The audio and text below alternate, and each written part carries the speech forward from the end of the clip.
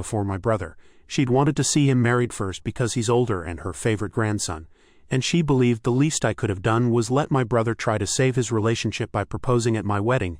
I said that wasn't trying to save a relationship, that was trying to trap that poor woman in one by hoping she wouldn't say no in front of a crowd. But I've already spoken to my brother's ex before she cut contact with all of us, and I know for certain she'd have said no to him anyway, and she'd been ready to break up with him for months. I doubt the relationship would have even lasted long enough to make it to my wedding.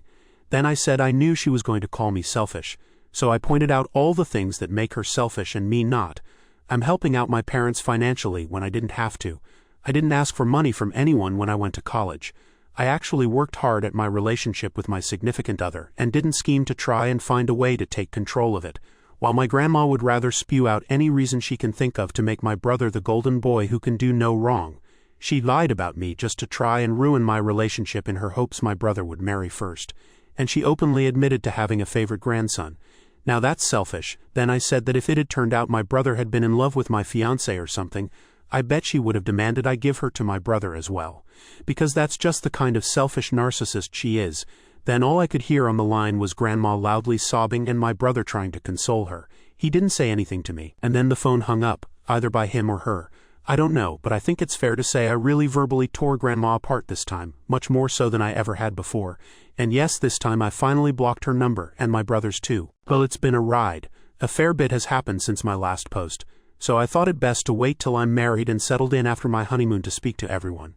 Firstly, I want to say that I don't know shit about taxes other than I pay them, but someone here questioned how I could write off the money I was giving to my parents monthly for their mortgage, and I honestly thought I could, but a person who actually does taxes contacted me and said that wasn't possible, or at the very least shouldn't be possible since I don't have partial ownership of the house, and that made me curious that I may be breaking the law.